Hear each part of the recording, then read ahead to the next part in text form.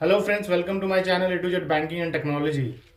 आज इस वीडियो में हम बात करेंगे नए टैक्स नियम जो कि 2025 में लाए गए हैं उसके रिगार्डिंग।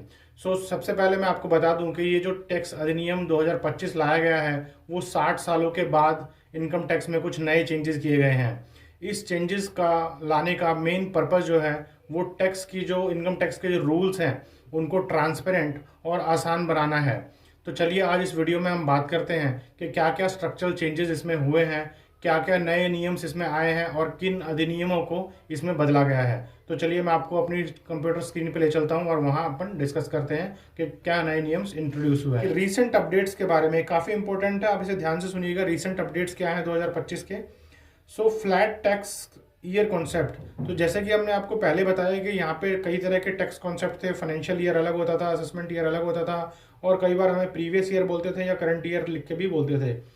तो ये सारे टर्म्स जो है यहाँ पे खत्म हो जाएंगे और सिर्फ एक रहेगा जिसमें हम उसे कैलेंडर ईयर या टैक्स ईयर के नाम से डोनेट करेंगे।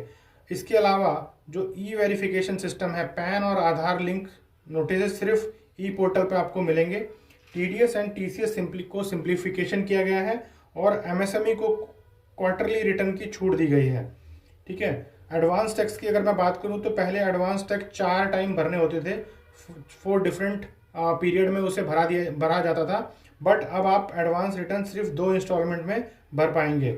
ठीक है। एआई बेस अगर मैं आपकी स्क्रूटनी की बात करूं तो सिर्फ हाई रिस्क केसेस जो है उन्हीं को स्क्रूटनी किया जाएगा, लो रिस्क या मीडियम रिस्क केसेस को स्क्रूटनी से बाहर रखा जाएगा। मैं अगर बात करूं बहुत ही बड़े चेंज की, जिसमें सीनियर सिटीजन को रिलीफ दिया गया है, जिनकी आयु 75 प्लस की है उनको आईटीआर फाइलिंग से छूट दी जाएगी। उनकी आईटीआर जो है बैंक ऑटो फाइल करेगा। तो ये बहुत ही बड़ा चेंज है सिस्टम के अंदर। 75 ईयर्स एंड अबो की आईटीआर उन्हें फाइल करने की जरूरत नहीं पड़ेगी, बैंक जो है ऑटो उनकी आईटीआर को फाइल किया करेगा। इसके अलावा अगर मैं बात करूं डिजिटल इकोनॉमी की, तो क्रिप्टो, गेमिंग और डिजिटल एसेट्स पर काफ़ी क्लैरिटी दी गई है इस बिल के अंदर। इस बिल की खासियत यह है, जो ये टैक्स अधिनियम आया है 2025 वाला, इस बिल की खासियत यह है कि ये बिना डिबेट के लोकसभा में पास हो गया है। हालांकि विपक्ष के जो नेता थे उन्होंने उस पर काफ़ी क्वेश्चंस उठाए हैं, but end of the day सरकार ने इसे पास कर दिया है। तो चलिए इसमें जान लेते हैं कि इसे लाने की क्या जरूरत पड़ी। तो कानून को सिंपल और ट्रांसपेरेंट बनाने के लिए इस नए बिल को लाने की जरूरत पड़ी। आगे बात करते हैं कि स्ट्रक्चरल चेंजेस क्या क्या हुए हैं इसमें। स्ट्रक्चरल चेंजेस की अगर मैं बात करूं तो सबसे पहले सेक्शंस की बात करते हैं। 1961 इनकम टैक्स अधिनियम के अंतर्गत कुछ 800 सेक्शंस थे, जो कि सिस्टम 800 सेक्शंस के अंदर इनकम टैक्स रूल्स बने हुए थे। इनको कम करके 536 सेक्शंस के अंदर इसे लाया गया है। अगर मैं चैप्टर्स की बात करूं तो टोटल चैप्टर जो है 23 रखे गए हैं और लैंग्वेज को आसान और सिंपल कर दिया गया है। अब टैक्स पेयर खुद ही इसे समझकर अपने आप से टैक्स पे कर पाएंगे। तो सबसे बड़ा इसका फायदा ये है कि जो टैक्स पेयर है वो इसको आसानी से पढ़ पाएंगे और ये इतना ट्रांसपेरेंट है कि आप इसे खुद पढ़ के अपना टैक्स भर पाएंगे। तो ये बहुत ही इंपॉर्टेंट है और इसके जो सेक्शंस हैं वो भी काफ़ी कम हो गए हैं, 800 से घट के 536 ही रह गए हैं। चलिए आगे बात करते हैं इसमें कि जो टैक्स ईयर का कॉन्सेप्ट है अगर हम बात करें तो इससे पहले हम कई तरह के ईयर होते थे। जैसे अगर मैं बात करूं तो असेसमेंट ईयर एक अलग था, फाइनेंशियल ईयर एक अलग था और कई बार हम इसे प्रीवियस ईयर के नाम से भी संबोधित करते थे। तो अब इन तीनों में कंफ्यूजन काफ़ी ज़्यादा रहता था कि फाइनेंशियल ईयर अगर 24-25 है तो असेसमेंट ईयर इसका 24-25 है तो फाइनेंशियल इसका जो है 23-24 है। तो कई लोग इसमें काफ़ी कंफ्यूज रहते थे और इसमें एरर होने के चांसेस काफ़ी ज़्यादा बढ़ जाते थे। तो इसीलिए गवर्नमेंट ने इनकम टैक्स ने इस अधिनियम को हटा दिया है और अब सिर्फ एक ही टैक्स ईयर होगा जो करंट ईयर होगा। इसमें कंफ्यूजन को काफ़ी ख़त्म कर दिया गया है और इसमें अगर फाइनेंशियल ईयर या असेसमेंट ईयर का कोई टर्म नहीं रखा गया है, इसमें टैक्स ईयर का टर्म रखा गया है कि जो भी ईयर होगा वो टैक्स ईयर होगा। चलिए आगे बात करते हैं हम टैक्स रेट्स के बारे में। तो इसमें मैं आपको बता दूं कि टैक्स रेट में कोई भी बदलाव नहीं किया गया है। जैसे कि हमारा लास्ट टाइम डिस्कशन हुआ था कि 12 लाख तक का जो इनकम होगा उस पर टैक्सेबल इनकम होगा वो टैक्स फ्री रहेगा, उसमें रिबेट मिलेगी।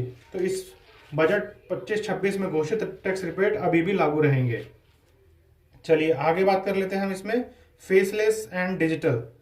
सो आप लोगों को बता दूं कि जैसे अभी तक इनकम टैक्स में क्या होता है कि आपको ऑफिस में बुलाया जाता है, आपको रजिस्टर्ड डाक के द्वारा या कुरियर के द्वारा आपको नोटिस आते हैं। तो इसके अंदर ये बदलाव किया गया कि सारे नोटिस जो हैं ऑनलाइन आएंगे, सारे नोटिस आपको ऑनलाइन मिलेंगे। कंप्लाइंसेस जो है सारे आपको डिजिटली ही मेंटेन करने पड़ेंगे। इधर वो आप अपने जीमेल पे रखिए या अपने सॉफ्टवेयर में रखिए, आपको डिजिटली सारे नोटिस और कंप्लाइंसेस की जो इंफॉर्मेशन है वो मिलती रहेंगी। और इसमें कोई भी आपको जो अननेसेसरी विजिट्स होती हैं कि आपको इनकम टैक्स ऑफिस ने बुला लिया कि ऑफिस आ जाइए, तो इस टाइप की विजिट को इसमें अवॉइड किया जाएगा अनटिल अनलेस काफ़ी इंपॉर्टेंट ना हो आपको इन पर्सन मिलना। इसमें ट्रांसपेरेंसी और ईज का काफ़ी ध्यान रखा गया है कि जो भी कम्युनिकेशन होगा वो ट्रांसपेरेंट रहेगा और इजी टू एक्सेसिबल रहना चाहिए। तो इसमें आपको काफ़ी डिजिटल और फेसलेस का जो चेंजेस हैं वो देखने को मिलेंगे। टैक्स डिपार्टमेंट सिर्फ आपको ईमेल और जो एसएमएस हैं उसके द्वारा ही आपको नोटिस भेजेगा और आपको इन्फॉर्म करेगा कि आपके जो टैक्स आपने जो फाइल किया है उसमें ये कमियां हैं या ये इसमें इससे रिलेटेड ये इन्फॉर्मेशन हैं। तो चलिए आगे बात कर लेते हैं टैक्स पेयर को क्या प्रोटेक्शन इसमें मिलेगा। सो टैक्स पेयर के प्रोटेक्शन की अगर मैं बात करूं तो जैसे कई बार आपने देखा होगा जो लेट फाइलिंग होती थी, तो लेट फाइलिंग में आपको रिफंड नहीं मिल पाता था, तो यहाँ पे आपको रिफंड जो है नहीं कटेगा, आपको पूरा पूरा रिफंड इसमें देखने को मिलेगा। इसके अलावा जो रिलीजियस ट्रस्ट होते थे डोनेशन, उनको टैक्स फ्री कर दिया गया है। रिलीजियस ट्रस्ट जैसे मंदिर हो गए या फिर आपके कोई जो धर्म से रिलेटेड जितने भी ट्रस्ट हैं उन पे कोई भी जो इनकम आती है उसको हमने टैक्स फ्री इसमें रखा गया है। एजुकेशन एंड हॉस्पिटल ट्रस्ट की अगर मैं बात करूं तो वो डोनेशन जो है टैक्सेबल रहेगी, क्योंकि आपने देखा होगा कि जो कॉलेजेस हैं फिर आपके स्कूल्स हैं उसमें डोनेशन देके एडमिशन किया जाता है, तो उन डोनेशंस पे जो है वो टैक्स रहेगा। और इसी तरह हॉस्पिटल ट्रस्ट पे भी टैक्स रहेगा। अगर मैं बात करूं मंदिर डोनेशन को, तो मंदिर डोनेशन टैक्स फ्री रहेंगे, लेकिन स्कूल डोनेशन जो है टैक्सेबल रहेगा। चलिए आगे बात कर लेते हैं हम एमएसएमई इम्पैक्ट के बारे में कि एमएसएमई जो सेक्टर है उस पर क्या इम्पैक्ट रहेगा इसमें।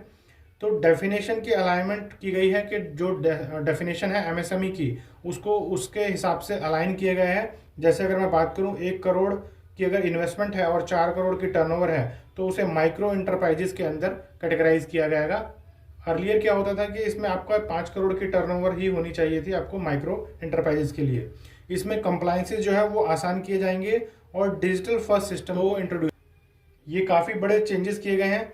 और इसमें आपका क्या व्यू है मैं जानना चाहूँगा आपका। ये जो नए टैक्स अधिनियम चेंज हुए हैं 2025 में, जो कि 60 साल बाद काफ़ी बड़े बदलाव किए गए हैं इसके अंदर, तो आपका इस पर क्या व्यू है आप मुझे कमेंट बॉक्स में कमेंट करके बताइएगा कि बिल टैक्स को ये जो टैक्स पेयर है उसको फ़ायदा पहुंचेगा इससे या उसको सेम कुछ इम्पैक्ट नहीं पड़ने वाला है। तो आप मुझे इसमें कमेंट करिएगा।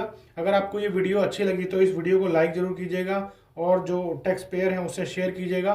और इस चैनल पे अगर आप नए हैं तो इसको सब्सक्राइब कर लीजिएगा, बिकॉज इस तरह की काफ़ी सारी वीडियो आपको यहाँ देखने को मिल जाएंगी। और साथ ही साथ आपको यहाँ पे काफ़ी सारी फाइनेंस से रिलेटेड जो लोन प्रोसेस है उससे रिलेटेड काफ़ी सारी वीडियो आपको यहाँ देखने को मिलती रहेंगी। ओके गाइज, मिलते हैं अगली वीडियो में। Till then bye bye, thank you so much.